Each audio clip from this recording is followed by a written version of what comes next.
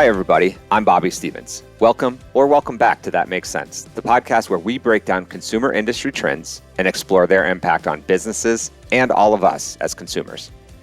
Today, we are going to talk about digital marketplaces and their role in the current consumer landscape. Marketplaces are a hot topic in the industry right now for several reasons, not the least of which is because of the upside they present to large retailers. The opportunity is there to grow via expanded assortment, inclusion of diverse suppliers, and really the ability to meet customers' rapidly changing needs in record time. Today, we are going to speak to one of those large and most definitely iconic retailers who has recently launched their own digital marketplace, Macy's. Joining me is Matt Baer, Chief Digital and Customer Officer at Macy's, and Oliver Siodmak, Managing Director, Global Marketplace Services Offering Lead in our Deloitte Digital Consulting practice. Matt, great to see you again. It's been a few months. And Oliver, great to see you here today. And I saw you named Marketplace Enabler on the Marketplace Top 50 Hall of Fame list. So I think I've got great guests today to talk about this topic. Welcome both of you to the show. Awesome. Thank you. Excited to be here and excited to share Macy's journey to launch our digital marketplace. Yeah, Bobby, it's really great to be here. Thank you. Awesome, of course. So I think I might be just as excited as our listeners to dive into this topic as both a digital professional myself and avid marketplace user. For those who may be new to digital marketplaces, let's just do a quick background. Marketplaces in general have been around, for ages. Think about your local farmers market where producers come from across the region together to sell to customers all in one place, right? Convenience, diversity, all the good things there. Well, digital marketplaces do the same by integrating third-party sellers and making their products and services available to customers, usually via digital commerce, e-commerce, mobile app, etc.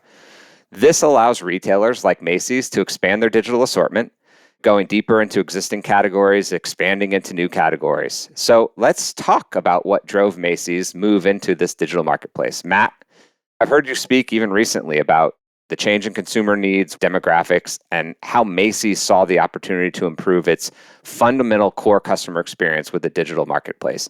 Can you just give us a little background on the gap Macy's looked to fill with this move? And Oliver, maybe after Matt's done, just a touch on how the Deloitte team helped facilitate that move. Yeah, absolutely. Happy to expand on that. What I always like to do is take it back a little bit. So I joined Macy's 3 years ago. And when I joined Macy's, we were right in the early stages of executing against our Polaris growth strategy. And as part of that strategy, what we wanted to make sure that we did is become and actually increase the manner in which we're a digitally led omnichannel retailer.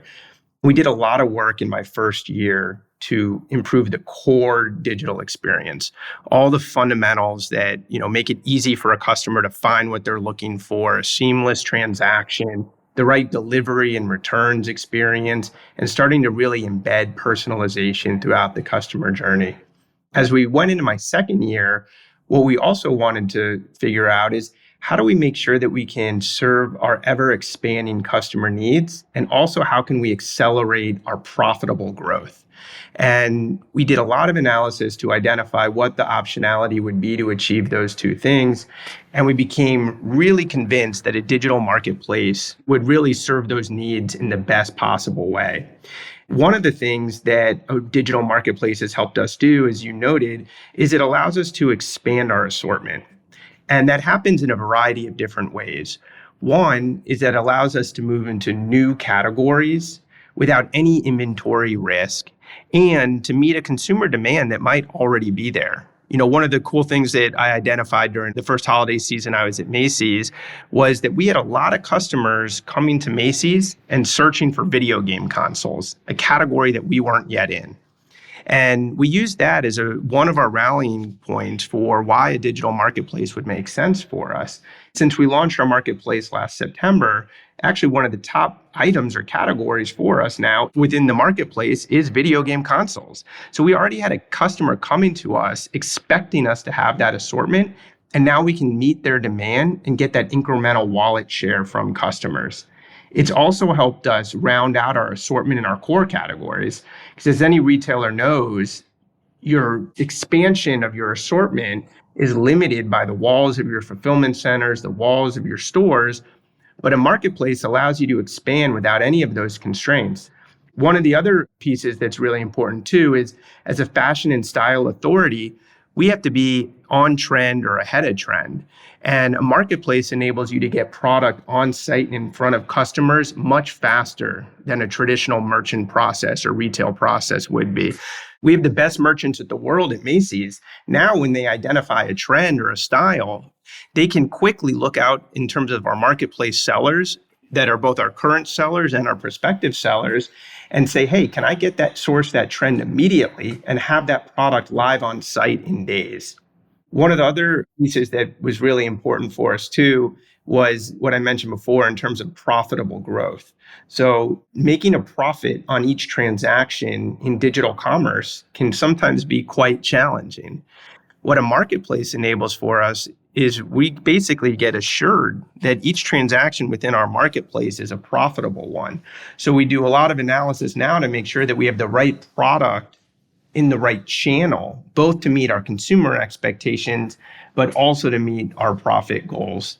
And maybe the one other one that, I think gets overlooked a lot, but is really important to us is that the marketplace is something that we built to help us support our social purpose platform of Mission Everyone. And, one of the goals for the platform is to grow and support the number of women and diverse owned businesses and sustainable brands and products that we offer. And so far to date, about 20% of all of the brands that we've launched through our marketplace have met that goal of either being women or diverse owned. So it's really helping us across the board, making sure that we have profitable growth, making sure that we're serving our customers' needs, making sure that we are a fashion and style authority, all basically ensuring that we meet our Polaris objective to excel in digital shopping. I think, as you can tell, as Matt describes it, Macy's operates a very robust and sophisticated commerce platform. And what's very refreshing in talking to him and listening to the Macy's story is they spent a lot of time really planning out the strategy of what they wanted to accomplish. And then it was simply a matter of how do they execute that plan. And our focus was to help them configure Miracle and integrate with their existing commerce platform as well as their back-end systems and really pull all those things together so they could execute that strategy and helping them work through the technical details that would allow them to have the flexibility that Matt describes. I love it. So Matt, you mentioned, well, first of all, if I'd known I could get a PS5 on Macy's, I would have done it because I missed it for 2 straight Christmases and finally got it. But that aside, one of the things you mentioned was being sort of a digitally led omnichannel retailer and having an omnichannel shopper in mind when thinking about marketplace strategy is obviously important. How did this really help you guide the way you built and tested the marketplace? Considering you mentioned a bunch of positives of a marketplace, but considering potential friction, confusion on the marketplace as it sort of integrates in with the more, let's call it legacy Macy's.com and Macy's digital experience. Tell me a little bit about how you govern that. Let me first start with just, something that I'm very passionate about. And it's that the physical stores or store ecosystem at Macy's is one of our greatest advantages in the macro retail environment. And whenever we're thinking about something on a digital channel or how it manifests either on desktop or mobile web or app, we're always wanting to ensure that we're also thinking about how would that impact the customer experience when they're in store and how is it additive to the overall customer journey. So when we approached the strategy to build a marketplace, we approached it the exact same way. And we wanted to make sure that even if the assortment was only available online, the customer journey was as seamless as possible in terms of how the customer utilizes our omni-channel network. And a great example of that is returns. So for us, it was really important that if a customer purchases something on Macy's, whether it's out of our owned inventory or from a third-party seller through our marketplace, we wanted to make sure that there was no friction for the customer if they walked into the store and tried to return that item. And that was something that, we found as a differentiator for us as well, particularly something that we built for launch. But really important for us because we wanted to put the customer at the center of our strategy and the customer at the center of what we were building. And when you do that at Macy's, it's just really important to get that omni-channel experience right. And even it might be one step removed from a true omni-channel connection. But some of the other things that were just really important from a customer perspective was that the marketplace experience was fully embedded within our total digital experience, and all of the same benefits and experiences that a customer would expect from a Macy's purchase would also be one that we offer to a marketplace transaction. So you think about participation in our promotional events. You think about that a marketplace purchase counts towards our Macy's Star Rewards loyalty program. Yeah, Oliver, there was a clear strategy that Matt has articulated quite well that laddered into an even broader corporate strategy. And I've worked with Macy's. I even interned there when I was in college, and I know they have a ton of talented people. But nonetheless, Deloitte played a key role supporting Macy's in getting this done. So maybe could you elaborate on that role and the partnership with Macy's? And Matt, feel free to chime in as well as to why you partnered with Deloitte and others to kind of get this done, so to speak. Well, I think the first thing is, as Matt's indicated, Macy's was very fortunate in the fact that they had the ability to learn from the success and, more importantly, the mistakes that they saw other retailers make. The fact that he emphasizes creating a frictionless customer experience. So if I buy something online, the customer doesn't care whether it was from them directly or from a marketplace vendor. They want to be able to just simply return something, get the credit, and move on to something else. And them thinking through how to do that was very important. They did a lot of research and planning up front, and they were ready when they wanted to move forward. The key challenge for them was, okay, so how do we implement Miracle? They had not done that previously. So Deloitte's role was really playing that subject matter expert to help them bring the digital marketplace that they envisioned to life and really maximize the value that they got out of the Miracle platform that they were implementing. We, of course, also had a ton of experience integrating with commerce platforms, with back-end systems, systems that were homegrown or packaged, systems or cloud-based systems, helping them best take advantage of the way in which their commerce platform can ingest data from Miracle, making sure that we can ingest data from their backend systems, and making that experience seamless is important. And it's a sense of pride for us to be able to bring that expertise and build that relationship with our clients. Macy's was no different. We worked very hard with them, and I think we've established a really good rapport over the past year to be able to understand what they're trying to accomplish and bring that expertise to the table to help them implement it. Yeah, I agree with all that. And let me build on that as well. So when we started to align that, okay, we're going to move forward with building a digital marketplace, we did, as anyone else would, a build by partner analysis. And eventually we went down the route of identifying Miracle as a best-in-class partner for us. And then we looked at a couple of things that were really important as it became time to build an implementation. Was we wanted to make sure that we had both speed to market, but also that we were launching a best-in-class experience when we launched.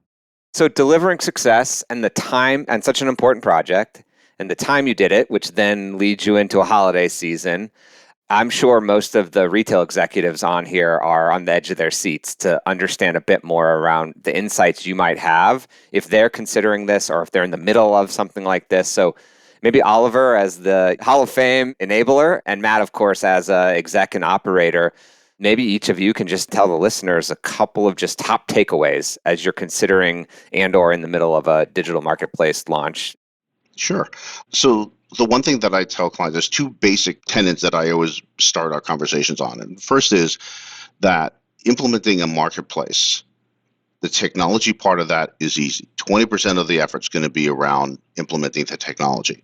The harder part is really thinking through the impact that it's going to have from a business process perspective, and how do you, going to the second tenet, think about the customer experience. How do you enable a customer experience that is going to bring joy to your customer? And a lot of times the team will look at the marketplace as just simply a platform that I'm going to plug in and everything is going to be smooth. And if you built your commerce platform from the perspective of always being able to provide quick and fast, easy access to products and services, and you have an amazing customer support staff, and you have an amazing returns process, and all of that's well defined, and you do dropship today, and you do other things today in your business that you've already solved all those problems, that's not an issue for you. But for a lot of companies that have only treated the web as a second source of implementing sales for products, there's a lot of things that you have to think through if you're now going to expose that marketplace to your customers and understand that they will be with you both on your website as well as when integrating with you in store. And walking into a store with a product that they bought online that isn't something that you sell in that store and having the ability to handle it is important. I think the second thing is thinking through that strategy and really working through each of those customer journeys and understanding where there's going to be friction, and as a business talking through how best to resolve them. A lot of times they don't put themselves in the perspective of, I have to think about how this customer feels because it's going to impact other aspects of the business that I do with them. And making sure that as you look at those customer journeys that you defined, doing the analytics and monitoring once the site is live to say, well, we had a certain set of hypotheses that we started off with. Now, how are we validating? Do we have the right data to say that we're going down the right road? Do we make changes, and how do we quickly make those changes? Yeah. For anyone listening in that's thinking about whether they pursue a digital marketplace for their retailer, I would approach it the same way you would any other initiative. I'd start with the customer and really understand from your customer, is there a need or an expectation from them that you are not meeting that a marketplace would be able to solve? The second thing is to also make sure it aligns with your brand proposition, and then how you build that marketplace to ensure it continues to align with your brand proposition. That was an important one for us at Macy's, where the Macy's brand, over 160 years old, is critical for us. And we wanted to make sure that anything that we did was additive. And when you are thinking about new categories and new sellers and new brands that we sell, it was really important that anything we put on site was aligned to our brand or even additive to it. The third piece is one that is really important when you're launching a digital marketplace, and that is that you make sure it's an enterprise initiative. This can't be the chief digital officer, or this can't be the SVP of digital commerce. This has to be an enterprise initiative where you get full alignment across the board. And you have to put in a lot of work in order to get there. It requires certain education, it requires certain advocacy, but you meet with cross-functional stakeholders, understand what are their goals, what are their strategies, what are their pain points, and then you can work together to identify how a marketplace helps them achieve their goals, helps them achieve their strategy, helps solve the pain points that are in their business. And if you do that, you're going to set yourself up for success. And you also just want to make sure that you have the resources aligned. It's an entirely new channel of business, and you need to be resourced for future growth and future success so that you can really scale that business and fully capitalize on it. So, where I've seen other marketplaces launch, maybe they didn't have they didn't fully understand what they were solving for from a customer perspective, or they didn't understand what they were doing in furtherance of their brand proposition, or maybe they didn't have the right resource allocation or enterprise alignment. But if you do those three things, I think you're going to have a really successful digital marketplace launch. So, Matt, the point that you just highlighted, though, which I think is interesting, when you look back on the journey that once you started thinking about implementing a marketplace, working through the customer journey, and then looking organizationally of the groups that you had to get involved, how much time would you think you spent getting other leaders in your organization on board with the vision and the strategy? I would tell you that what we did is we spent probably about 6 months just vetting the opportunity. Mm-hmm. And that, is inclusive of speaking to our customers, ensuring that it's aligned with their customer expectations, that this would be in furtherance of meeting their needs, making sure that opportunity was there and in support of our brand at the scale of our ambition, and then also building that advocacy internally. And that was something that was really important for me, just knowing that, kind of signing up to take the lead to get the digital marketplace launched. I knew it would only be successful if we had full enterprise support and full enterprise advocacy. one of the things that we identified as we were kind of getting close to launch, there were 25 different teams in the Macy's organization that played a role getting us to launch. You think about every corner of the organization had a touch point, from customer service to store colleagues to supply chain, obviously the merchant organization, all of the media and marketing and brand teams. And all of them were just really excited to work on the project. And when you're going out to cross-functional partners and you're asking them to do something that might be outside of their current or core responsibility, you want to make sure they're excited. And putting in the work and getting that advocacy in advance definitely paid dividends for us. Yeah, I mean, those insights of like how to get it done, I think are critical. And like I said, I think our audience was sitting on the edge of their seat waiting for those. So that's really helpful. Hey, Matt, one thing I wanted to come back to, it's sort of a combination of some things you said earlier and fascinate me about digital marketplaces, really the opportunity to kind of expand beyond the four walls of the store, beyond the four walls of the distribution center, fulfillment center, and really beyond the four walls even of what's mainstream right now and what you're talking about, the merchants and what they can source in months versus days. And I think by giving those sort of boutique, smaller businesses the opportunity to play, you open up space for creativity. But one thing you mentioned around mission and diversity, I'm just really excited to see what Marketplace at a big, iconic brand like Macy's and others does for purpose-based brands and brands with diverse founders and operators. So I know this was top of mind when you were thinking about how this would impact Macy's book of business, because you mentioned it earlier.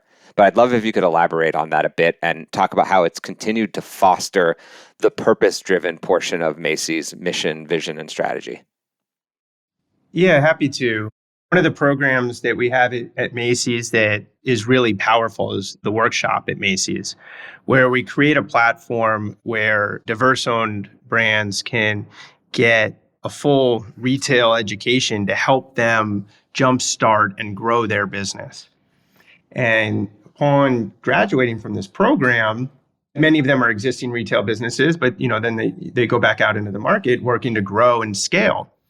A lot of those that graduate from our program, though, aren't yet ready to sell into the large Macy's ecosystem for a variety of potential reasons.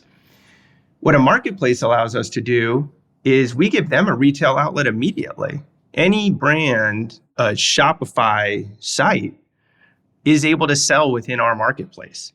And that just opens up the door to so many more brands and gives us that opportunity to give them visibility and to give them an opportunity to scale and to allow us to introduce them to all of our millions of customers.